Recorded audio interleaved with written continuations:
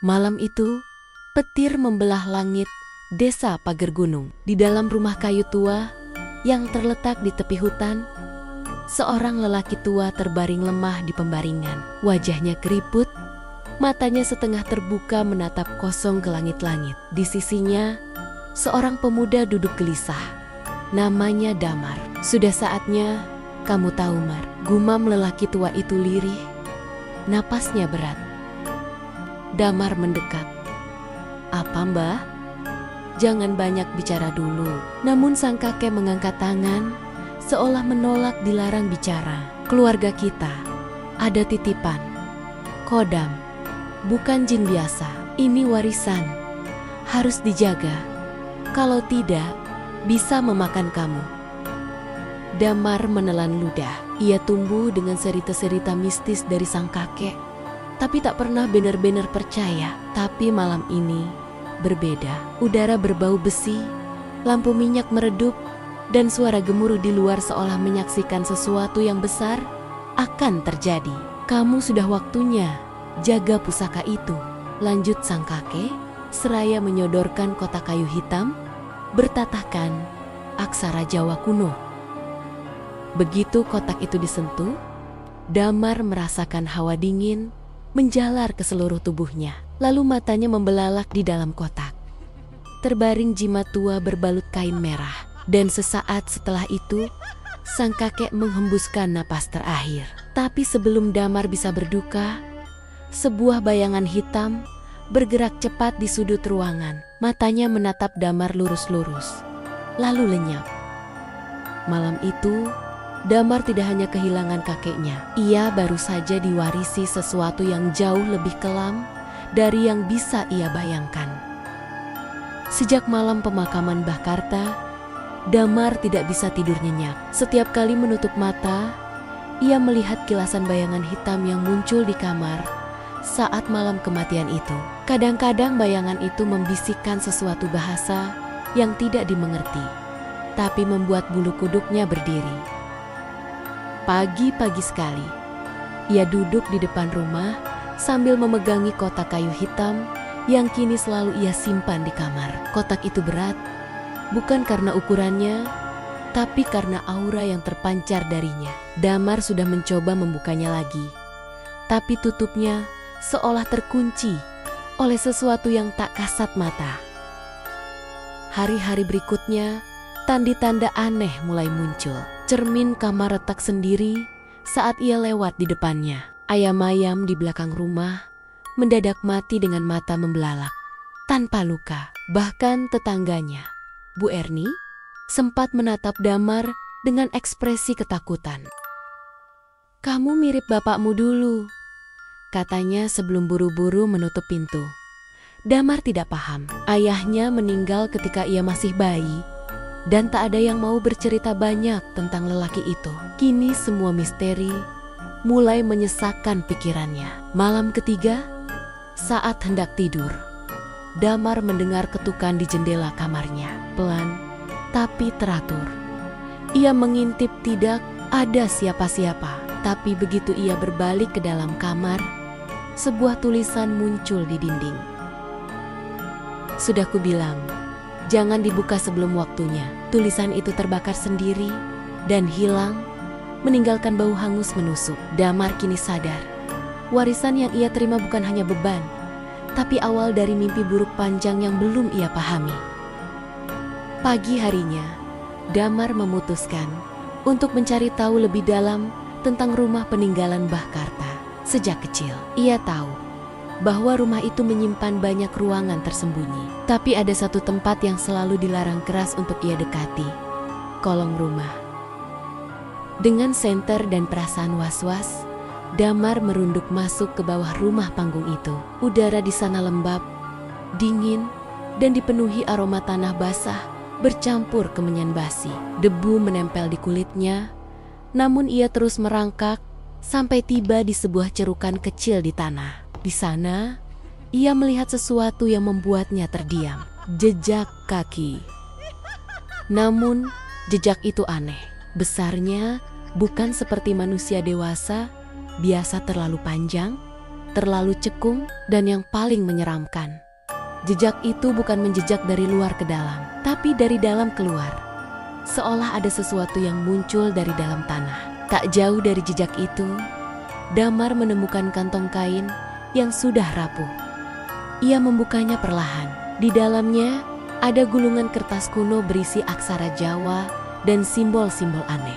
Salah satunya mirip dengan ukiran di kotak hitam milik Mbah Karta. Tiba-tiba, suara geraman lirih terdengar dari belakangnya. "Gre!" Damar menoleh cepat. Tapi tidak ada siapa-siapa, hanya kegelapan dan suara detak jantungnya sendiri yang menggema. Ia buru-buru keluar dari kolong rumah, membawa gulungan kertas itu.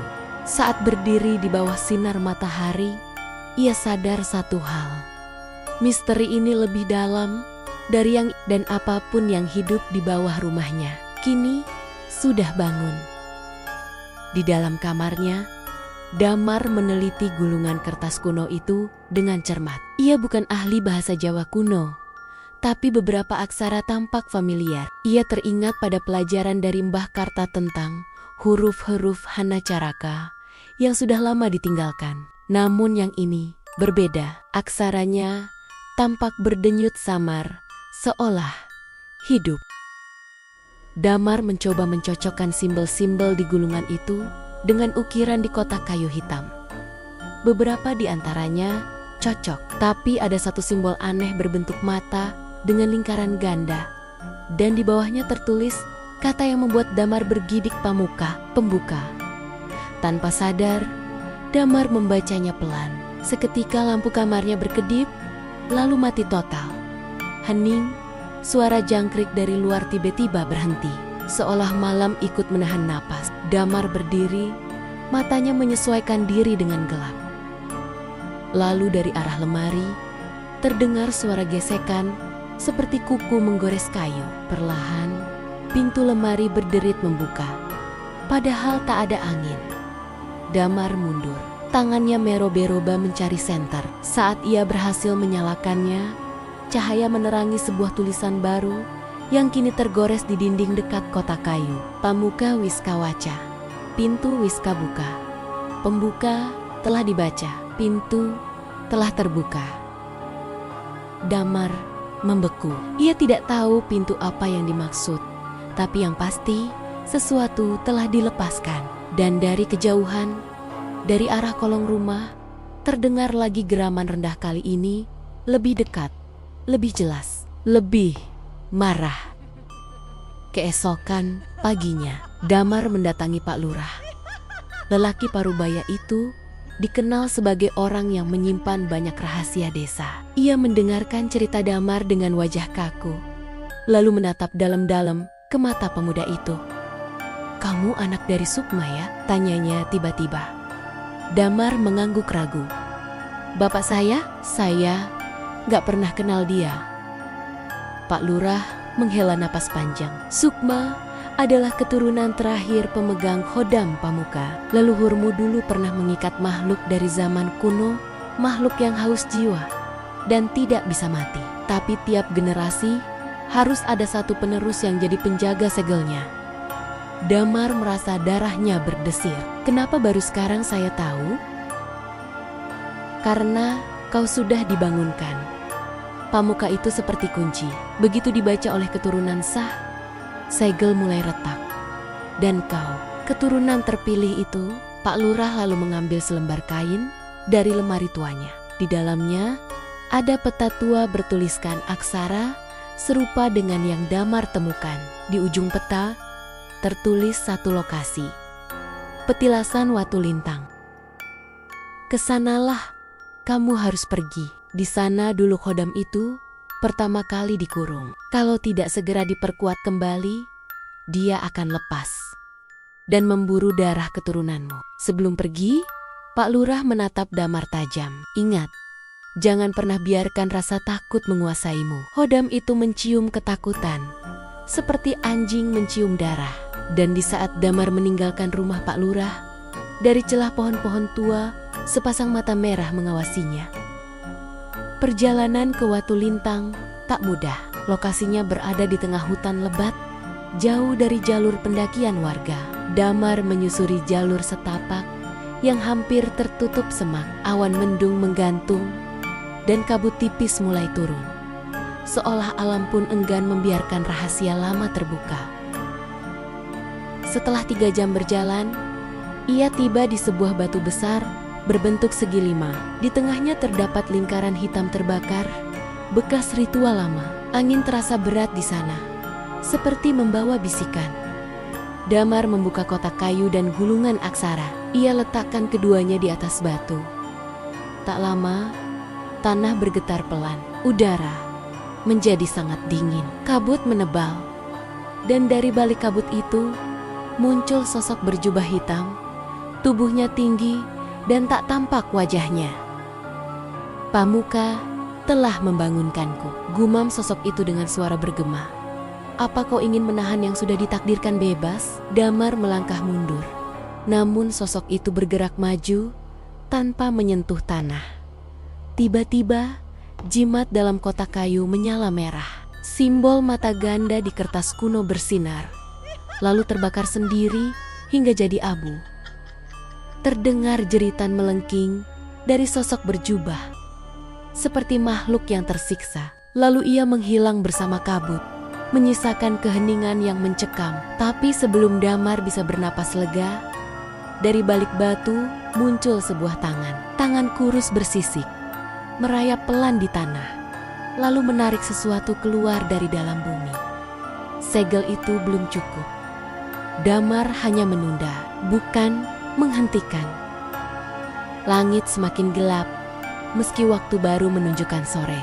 Damar pulang dengan tubuh gemetar dan napas berat. Setibanya di rumah, ia melihat darah mengalir dari bawah pintu kamar. Panik, ia membuka pintu dan mendapati seekor ayam hitam milik tetangga mati dengan leher terpelintir seolah sengaja dikorbankan.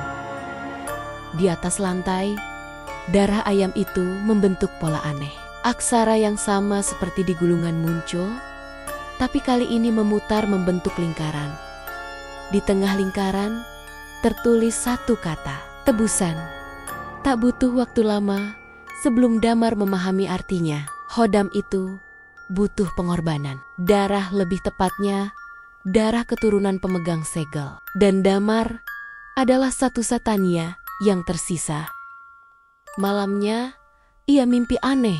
Dalam mimpi itu, ia berada di sebuah pendopo kuno, penuh dupa dan suara gamelan. Di depannya, seorang pria berjubah putih mirip wajah mendiang. Ayahnya berdiri sambil memegang keris. "Anakku, Hodam itu tak bisa dibunuh. Ia hanya bisa ditahan dengan darah kita. Jika kau ingin mengurungnya kembali, kau harus siap mengorbankan sesuatu yang kau cintai." Damar terbangun dengan keringat membasahi seluruh tubuh. Di tangannya, ia memegang keris kuno berbalut kain merah benda yang tak pernah ada sebelumnya. Lalu dari luar jendela, suara bisikan kembali terdengar. Kali ini jelas dan menggoda. "Satu jiwa untuk 1000 damai. Pilih sekarang atau aku memilih untukmu." Dan malam itu, Damar tahu waktunya hampir habis. Keris di tangan Damar terasa hidup berdenyut seperti jantung. Saat ia mencoba menyarungkannya kembali, kaca cermin di kamar retak sendiri, membentuk pola menyerupai mata. Ia mendekat, dan seketika bayangannya di cermin berubah. Bukan lagi dirinya yang berdiri di sana, melainkan sosok kelam berwajah gelap dan mata merah menyala. Bayangan itu tersenyum menyeringai. "Aku adalah sisi lainmu, Damar. Aku adalah keturunan yang dipendam, yang diwariskan diam-diam oleh leluhurmu. Kau pikir bisa memutus rantai darah hanya dengan menolak takdir?" Damar terguncang. Ia mencoba berpaling, tapi pantulan di cermin tak mengikutinya. Bayangan itu tetap menatapnya. Tiba-tiba, tangan dari balik cermin menjulur keluar, mencengkeram kerah bajunya, menariknya seolah hendak menyeret ke dunia lain. Damar berteriak, namun tubuhnya tak bisa bergerak. Di saat itu juga, keris menyala terang dan memutus genggaman makhluk cermin tersebut. Ia terlempar ke lantai. Napas terengah. Namun sekarang, ia tahu satu hal. Cermin itu adalah gerbang penghubung antara dunia nyata dan dunia tempat Hodam berasal. Malam itu, Damar memecahkan cermin dengan keris. Namun dari setiap pecahannya, terdengar jeritan pelan. Bukan jeritan manusia tapi suara rindu dan dendam, seolah ratusan roh terperangkap di sana. Dan satu dari mereka kini bebas. Setelah cermin pecah, suasana rumah Damar berubah drastis. Udara menjadi lebih dingin. Aroma dupa terbakar menyelimuti setiap sudut. Padahal ia tak pernah menyalakan apapun. Bahkan siang hari terasa suram. Seolah cahaya enggan menyentuh tempat itu. Damar mencoba meninggalkan rumah, tapi setiap kali melangkah keluar pagar, pandangannya kabur, dan tubuhnya tiba-tiba kembali berada di depan pintu rumah. Seolah ia telah terkurung oleh batas tak kasat mata. Sore itu, suara tangisan terdengar dari arah dapur. Ia mendekat dengan langkah pelan. Di sana, ia melihat seorang wanita berdiri membelakanginya. Rambut panjang menjuntai menutupi wajah. Perempuan itu memakai kain jarik tua, sama seperti yang dikenakan almarhumah ibunya dulu. "Bu," panggil Damar pelan. Namun, saat wanita itu berbalik, wajahnya hancur. Bukan karena luka melainkan karena bayangan hitam menyelimuti seluruh mukanya. Ia berbisik dengan suara serak. "Aku salah satu dari mereka yang dikorbankan agar kamu bisa hidup." Damar tertegun. Roh itu bukan hanya arwah penasaran, tapi bagian dari warisan darah keluarganya para leluhur yang dikutuk menjadi penutup gerbang dunia Hodam. Seketika seluruh jendela bergetar, lampu padam, dan rumah diselimuti kabut hitam. Dari balik kabut itu, sosok-sosok samar muncul satu persatu. Mereka mengelilingi Damar, menatapnya tanpa mata. Dan terdengar satu suara menggema dari segala arah. Satu keturunan, satu pengorbanan.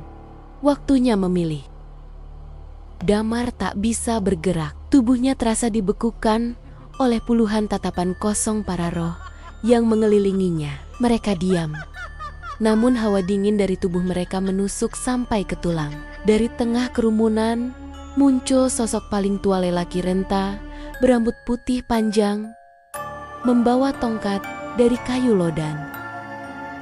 "Akulah Ki Jatmika, leluhur pertamamu yang membuat perjanjian dengan Hodam Pamuka," ucapnya. Suaranya berat dan bergaung. "Kau adalah darah terakhir. Tanpamu, segel akan hancur dan dunia akan terbakar."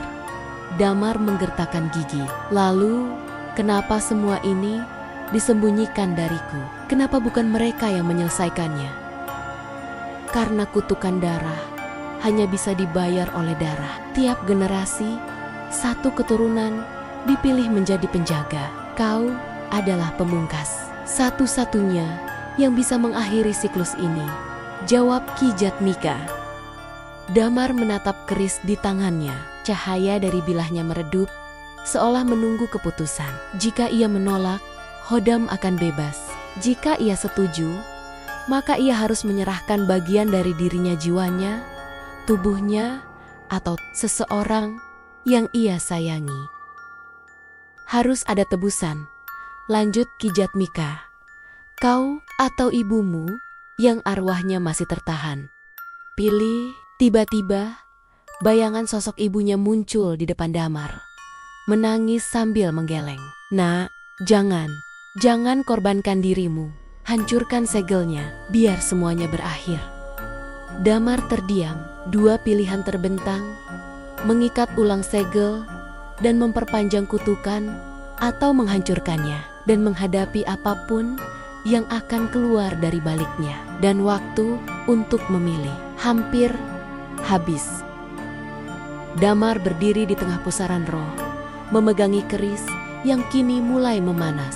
Darah mengalir dari telapak tangannya, jatuh ke tanah, dan membentuk pola lingkaran dengan aksara yang terbakar sendiri. Suara-suara dari dunia lain menggema tangisan, tawa menyeramkan, dan bisikan yang tak bisa dipahami.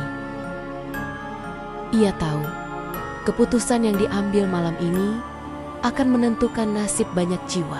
Menjaga segel berarti meneruskan kutukan dan menjebak arwah keluarganya selamanya. Tapi menghancurkannya berarti membuka gerbang pada kekuatan yang tidak bisa ia kendalikan. Dengan air mata menetes, Damar menancapkan keris ke tanah di tengah lingkaran darah. Cahaya menyilaukan meledak dari dalam bumi. Disusul suara retakan seperti tulang patah. Segel tua itu dijaga ratusan tahun mulai pecah. Para roh berteriak marah, seolah menolak kehancuran itu. Namun Damar berdiri teguh. "Aku tidak akan menjadi alat lagi," teriaknya. "Kutukan ini berhenti di aku." Tanah bergetar hebat. Dari retakan tanah muncul sesosok bayangan raksasa bersayap hitam kodam, pamuka. Tubuhnya seperti asap pekat dan matanya merah menyala seperti bara. Namun sebelum makhluk itu bisa bergerak, roh ibunya merangkul Damar dari belakang. "Nak, bawa aku bersamamu, kita akhiri ini." Damar menggenggam keris sekali lagi. Dengan seluruh kekuatan yang tersisa, ia menikam jantungnya sendiri. Darah muncrat mengenai segel, dan dalam sekejap, tubuh Hodam itu terbakar. Satu teriakan panjang terdengar, lalu sunyi. Cahaya perlahan meredup, meninggalkan hening, dan tubuh Damar tak lagi bergerak. Hening menggantung lama. Setelah ledakan cahaya terakhir mereda, asap putih mengepul perlahan dari bekas segel, membawa aroma dupa dan tanah hangus. Tubuh Damar terbaring di tengah lingkaran darah yang mulai mengering. Wajahnya pucat, tapi damai seolah beban turun-temurun akhirnya terangkat dari jiwanya. Para roh yang sebelumnya mengelilinginya kini berdiri tenang. Wajah-wajah mereka tak lagi murung atau penuh dendam, melainkan lega, seolah luka panjang mereka telah dijahit oleh pengorbanan satu jiwa. Sosok ibunya berlutut di samping tubuh Damar, menangis dalam senyum. "Terima kasih, Nak, kau telah membebaskan kami semua." Satu persatu, para roh memudar menjadi cahaya lembut, naik ke langit perlahan seperti KUNANG Kunong terakhir malam itu. Tak ada lagi jeritan, tak ada lagi bisikan. Hutan dan rumah tua itu kembali diam untuk pertama kalinya setelah ratusan tahun. Di pagi hari, Pak Lurah dan beberapa warga menemukan Damar di tengah pusaran tanah yang hangus. Mereka tak menemukan tanda-tanda kekerasan, hanya tubuh pemuda itu yang terbaring memeluk keris. Dan ukiran kecil di tanah bertuliskan, "Kutukan telah diakhiri. Yang menjaga telah kembali ke asal." Rumah Mbah Karta kini kosong, tapi warga yang lewat sering melihat cahaya samar dari jendela atau mendengar suara gamelan halus di malam hari. Mereka tahu Damar tidak benar-benar pergi. Ia adalah penjaga terakhir. Dan kini ia menjaga dari sisi lain dunia.